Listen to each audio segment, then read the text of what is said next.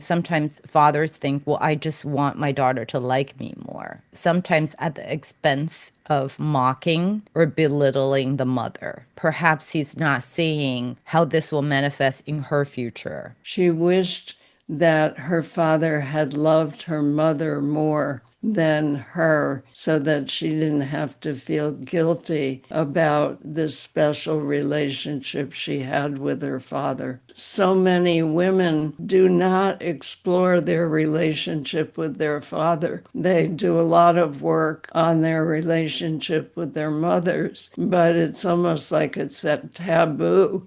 Hi, everyone. Welcome back to my channel. Today, we're going to talk about what we called daddy's issues. In popular culture, when a woman struggles in her relationship with a man, we often hear the casual remark, she has daddy issues. While this phrase might capture a fragment of the truth, it does carry stereotypes and oversimplify a complex reality. One that can include patterns stemming from unmet needs, boundary violation, or emotional enmeshment in childhood. Now, today we have a very special guest who has devoted much of her career to exploring this intricate bond. Dr. Maureen Murdoch is a psychotherapist, educator, and the author of the classic The Heroine's Journey. In her latest book, Father's Daughters, Breaking the Ties That Bind, she turns towards one of the most formative and often unspoken relationships, the one between a daughter and her father. Maureen, welcome. Oh, thank you, Sherry. This is a treat. Well, let's talk about why you started this book and why you didn't anticipate it was going to take 3 years, but it took you that long to write this. Right. I started writing Father's Daughters actually in response to the feedback I got from the heroine's journey. I got letters from women from all over the world basically saying, I think I'm a father's daughter too, because I had written it from the point of view of a father's daughter, meaning myself, as well as the women. Many of the women that I was seeing in my clinical practice were what I would have called father's daughters at the time. Mm-hmm. We were, in a sense, the first wave, the second wave of feminism, and so many women were out in the work world and achieving great things, but feeling quite empty within themselves. So that was part of the heroine's journey. So, in terms of writing the father's daughters, I wanted to explore the complex because so many women do not explore their relationship with their father. They do a lot of work clinically and in women's groups on their relationship with their mothers, but it's almost like it's a taboo. And you asked why it took me 3 years, which Yes. I don't think that's a long time at all, because the heroine's journey took me 8 years. So Father's Daughters only taking 3 years was in some ways a relief. But the reasons are that I had a dream at the very beginning of writing the book that my father had died. And Mm. it just terrified me because in the dream, he's already dead. And I go to my mother to tell her, and she's not interested because she's working on building a house. And then I go to my daughter, who at that time was an adolescent, and she's not interested because she's an adolescent. She doesn't want to hear that her grandfather has died. And so then I try to call a very close friend. This is all in the dream. Dream. Yeah. Pauline, whose father died when she was 13, and I thought she would be able to, Understand. yeah, and I couldn't reach her either. So I couldn't find anyone to talk to about the death of my father. And in the dream, I'm thinking, this is such a huge loss because he was the person who always listened to me. He was the one who helped me actualize some of my dreams. And if he was dead, who was going to be there? So I actually thought, okay, this is a warning that if I explore this relationship, there's going to be consequences. So I told a good friend of mine all about the dream, and she said, well, of course, there's going to be consequences if you really delve into this relationship, as well as the costs of a close relationship. There's going to be consequences. So that was what was going on internally or intrapsychically. Also, in writing the book, and I think this is true of many fathers' daughters, I got sick because I was overdoing it. I was very anxious about my deadlines. And it was a real wake-up call for me because I wasn't listening to my body and wasn't listening to boundaries, which is another aspect for fathers, daughters. It's something you explore in the book, boundaries, right? And listening to the body, which we as women haven't done a very good job of. That is something definitely resonates with me. I've only discovered the importance of body and mind connection. I think starting at menopause. Earlier on, emotions was sort of seen as a distraction. Right. And so sort of get yourself together and be positive or at least get stuff done, put that aside first. So that is something that I definitely resonate with, and I'm sure a lot of women do. Yeah. While you were talking, and I know I didn't write this out earlier, a scene from Queen Elizabeth from Kate Blanchett sort of appeared in my mind is where she sort of yells in stern, like, I am my father's daughter. Yes. And I that scene was very powerful because it seems like she was channeling, even though obviously Queen Elizabeth versus father was not a great man or great dad or great husband. But in that moment in the movie, she was sort of channeling him and she seemed to be empowered by the ghost of him. So I think before we dive in, because I think in your book you write about the complexity of being a father's daughter and there are different dynamics. Let's start with, what does a healthy one look like? Oh, instead of a father's daughter. Yes, instead of being like in a healthy, I don't want to say normal, but healthy, fulfilling father-daughter relationship, what should that look like? A healthy relationship is when a father acts as mentor and provider and protector. The archetype of father is to protect and provide. And a healthy relationship involves respect and dignity, but it also involves a father who puts his daughter first rather than putting himself first. And so there isn't the conflicts that happen when a father expects too much or expects the daughter to just follow in his footsteps. I would say dignity and equality are two of the main characteristics. Okay. So let's dive into the archetypal father-daughter patterns that you describe in the book that are quite unhealthy, but we see it over and over again in our society. Right. Well, a father's daughter is a woman who had a close relationship with her father as a child. and maintains a very close connection to him as an adult. She idealizes him and identifies with him, and also identifies primarily with masculine values and with men, often denigrating the feminine, including her mother.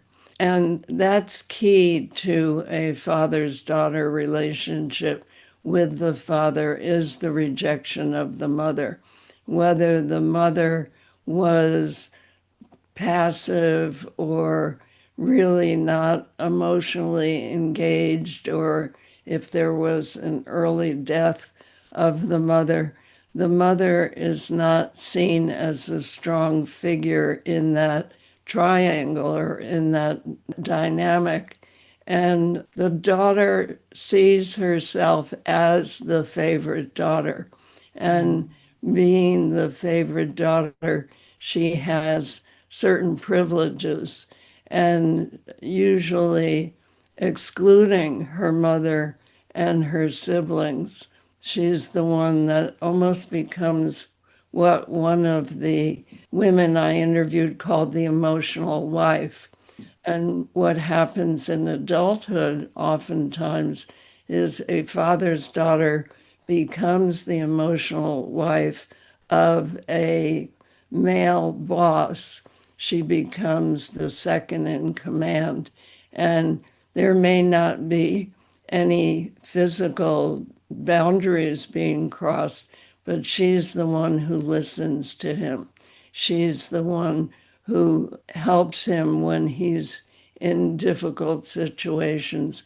So she keeps that relationship from the father's daughter to the father's daughter at work, and then has trouble making close, intimate relationships with partners because they can never measure up to her father or to the father figure. So this manifests in future relationships. I think it's important for this episode, it's very important for a lot of fathers with younger kids, younger daughters to hear. Because what you're essentially saying, sometimes fathers think, well, I just want my daughter to like me more. Right. And Yeah. in your book, and I see it in real life, sometimes at the expense of mocking or belittling the mother, right? Absolutely. Because I want to be the favorite parent. But when a father does that, perhaps he's not seeing how this will manifest in her future. Right, because the way a father treats his wife and speaks about his wife and other women is how she's going to model herself as a young girl, Mm, because she wants to please him. And so if he's denigrating her mother, she will too. right. And can you explain a little bit more of how women who are fathers' daughters, why does that affect their relationship with other men in the future? Because they have never really learned about healthy intimacy. They've learned how to achieve in the world. They've learned how to set goals and meet their goals. But to have a deep, intimate relationship with feeling sense, they don't have. For the most part, I'm not saying that's true of all fathers' daughters, but I heard that over and over again when I was interviewing women, saying, I really don't need an intimate relationship with a partner because I'm fulfilled in my work. We hear So that a lot. you do, yeah. There's something that you talked about in the book that's somewhat tabooed, which is the sexual tension between father and daughter. That does not happen often, or maybe not on the surface for others to know. But it is something that's somewhat of a ongoing thing throughout history. Can you talk a little bit about that? Because sexual tension sometimes is not necessarily crossing that boundary of having physical intercourse.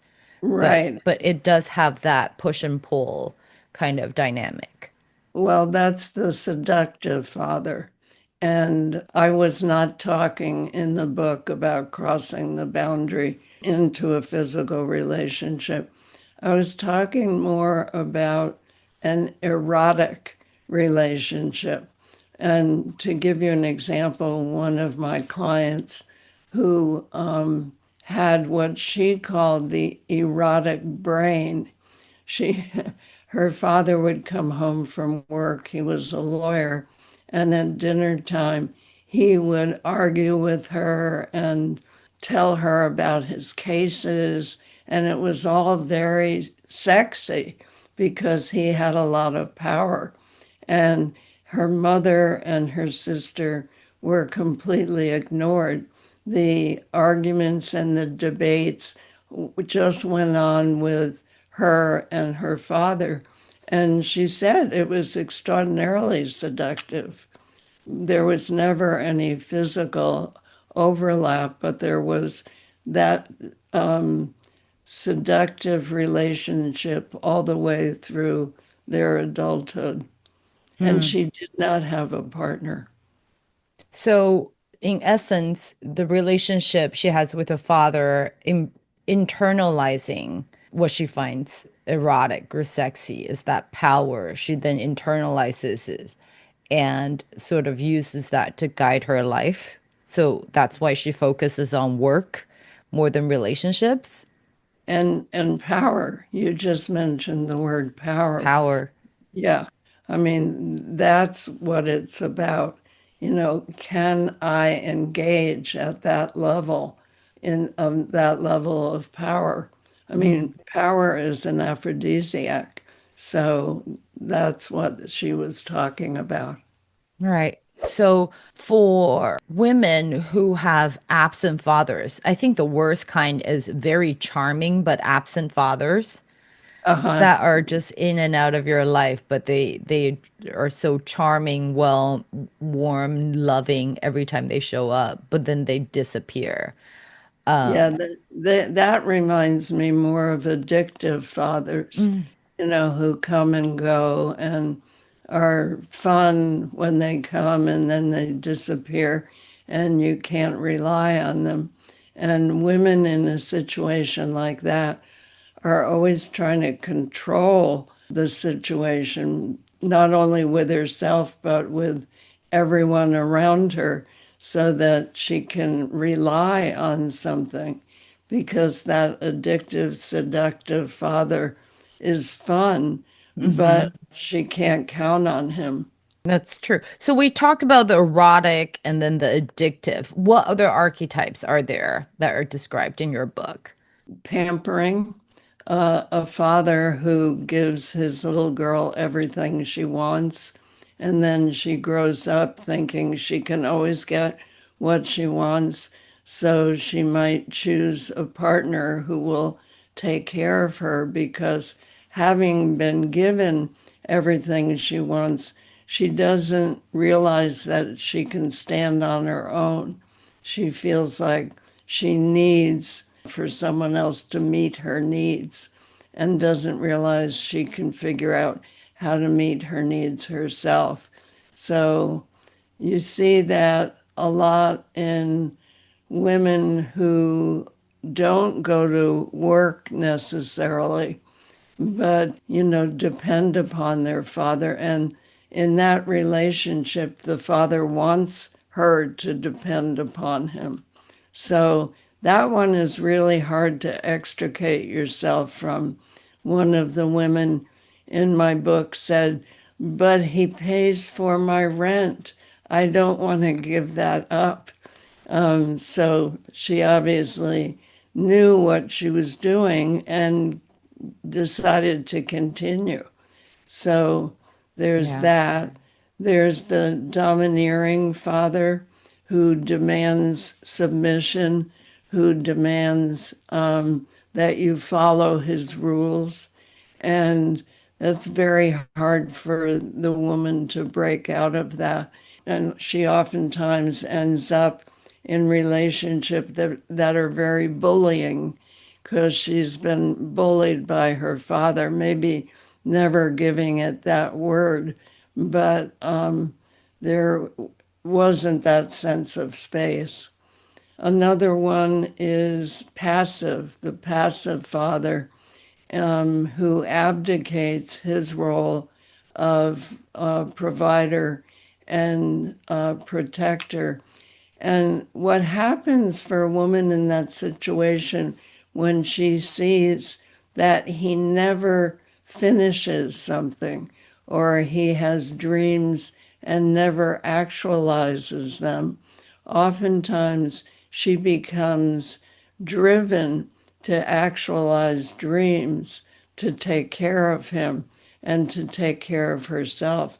But she never feels like there's anyone to back her up. The ones that I just mentioned were not father's daughters. The one that was passive is not a father's daughter. She's in a relationship with the passive father, but father's daughters, fathers are usually very successful and have power and are able to follow through with their dreams. They just want their daughters to emulate them. So what would you call the last one, or the one that I guess instead of saying they're father's daughters, is that they're whatever manifests in their lives, the problem started with them and their fathers. I don't know whether I would say that as a blank statement, but I would say that their relationship with their father caused a particular dynamic that continues through their life. The other types of fathers that I was talking about, like the absent father or the domineering father, those are not fathers of fathers' daughters. Those are just different types of fathers with different dynamics. Right. So the father's daughters are daughters of successful fathers. They're daughters of men that they idealize and identify with their thinking and their values and their emotions and the way that they treat and look at women. So the first wounding of a father's daughter is this separation from the mother, separation from feminine values, because she's idealizing the father and masculine values. I mean, Right. did you, as a kid, did you ever know little girls who just didn't want to be girls? They wanted to be tomboys. They wanted to run with the boys. Yeah, I still see my daughter's friends. Some of them are like that too. Uh-huh. Yeah. Uh-huh. So Yeah. is that one of the things that we can see as an Perhaps. indicator? Yeah, perhaps. The little girls who don't want to have anything to do with playing house, with mommy. They want to spend their time with daddy. Daddy is their favorite. Hmm. So that's a father's daughter. Right. Let's talk about spirituality a little bit. You had mentioned in your book of a daughter's relationship with her father would actually influence her spirituality Her rela because, her relationship with well, God, yeah. because the father is the God of the family in a sense. In a And lot of religion, we portray God as the male figure, right? right, right. And luckily, we're starting to look at the divine feminine. But in terms of your question, if a father has a spiritual devotion, then the father's daughter may emulate that. If he's a domineering figure and controls the whole family, she'll probably ultimately reject that if she can.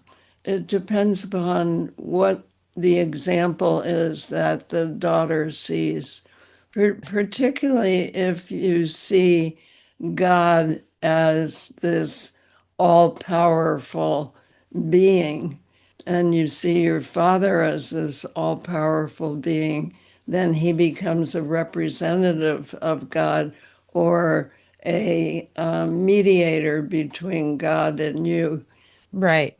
Yeah. And that just reminds me of some women that I know sort of claim that they're very religious and their God is very rigid, or the way they carry out their religious practices or sort of force down their religious views on other people. It's very, very rigid. And now looking at these women, I can sort of see how perhaps that's their relationship with their father, Father. Yeah. father being very rigid, and this is exactly how you need to behave. And these women are usually dressed very properly.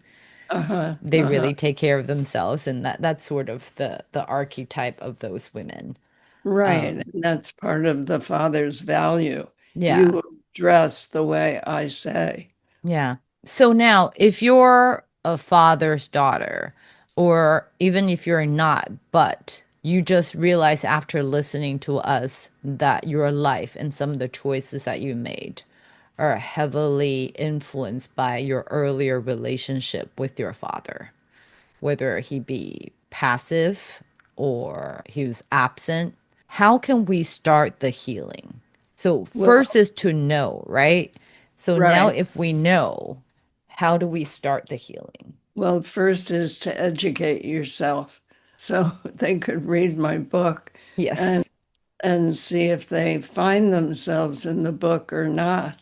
I also think it's interesting to look at culture, to start to look at movies with an eye to the relationship they see on the screen. But usually, like what you were saying, you came to this in your mid 40s.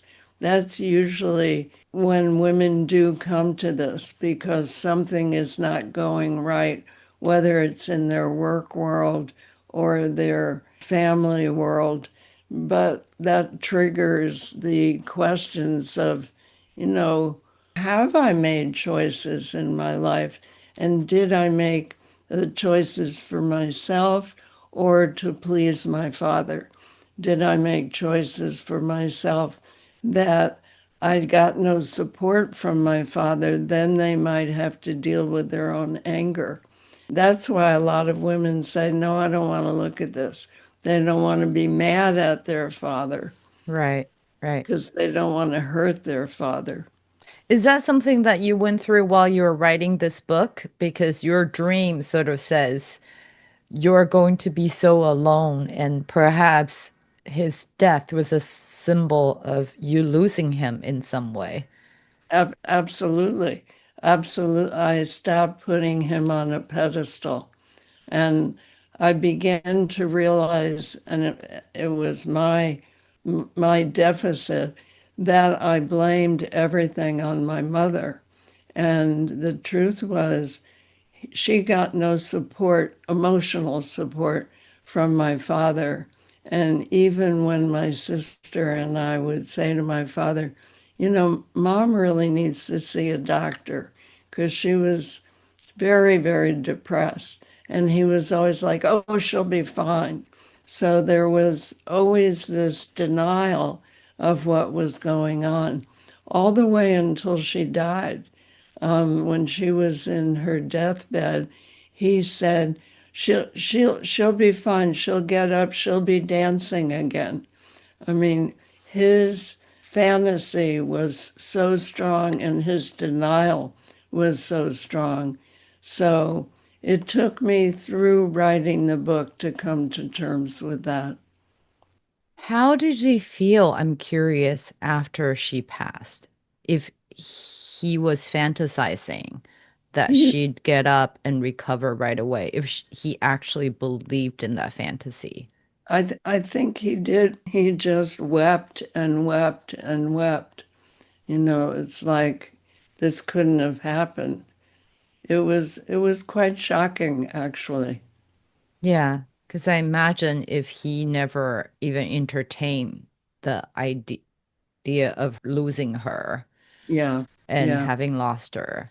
So after you wrote this book, did the relationship change?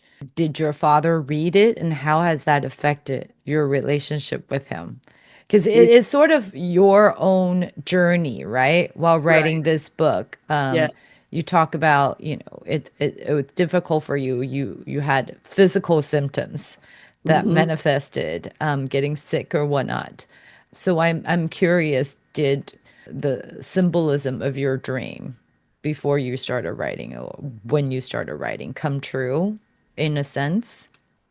I think what happened, and I was in my mid 40s, um, he started when we would have phone conversations, he would actually ask me how I was and what was going on in my life instead of calling up and then telling me everything that was going on for him. So I think there was a shift because I wasn't going to sit on the phone anymore and listen to what was going on at his work and in his life the way I used to. I was being the good listener, the good daughter, the good emotional wife. And when he would say, I just don't understand your mother, I can't make her happy, I would entertain that, which was not fair to my mother. Right. But it's very interesting. It was also in your mid 40s and because you changed. Right. It's not even you had a confrontation with him, right? The dynamic just changed. The dynamic changed, and I think part of what I did notice, he treated me differently when I was a single mother, because then I was head of household, and there was more respect. Interesting, because then you're in the power position than when you were somebody else's wife. Right, absolutely. Yeah. That's so interesting. When we want to heal, I think at the end of your book, you described a group session where you ask each woman to name the wounds from her relationship with the father and how that's affected her life. And that sounds very powerful. You had them write it down and release fathers from blame and Right. bless them and take responsibilities for themselves and burn the paper. It sounds like such a rewarding and healing ceremony. Can you talk a little bit about how you created this ritual? Will we get the same effect if we do this at home by ourselves? What's the power of doing that in a group? Well, to answer your question, the power of doing it in the group is being witnessed and being supported. So even though if you do it with one other person, there will be that support and witnessing. I think ritual is very important. I think I grew up Irish Catholic and going to Mass every day from age 5 to 17. So I was kind of imbued with ritual. And the ritual I created for the women's group was a ritual of severance, which there's always severance in every ritual. What are you willing to let go of? And so it was important. The other thing that's always important about ritual is intention. Mm, And by that time, the women in my group intended to be able to leave those wounds behind and to acknowledge how they had been wounded in their relationship and to take some responsibility to say, I no longer blame you. And to ask what it was from the universe that they wanted at this time, which was usually healing. mm. So, yeah, I think it's very important to do something like that, even if you do it with only one other person. And you did ask me, does it have the same power if the father has died? And it does. Mm. That's great. Actually, it does make sense because whether or not he's alive in you. Right. if he is still able to influence you. Right. So letting that go and recognizing the wounds and then letting that go is a great step for healing.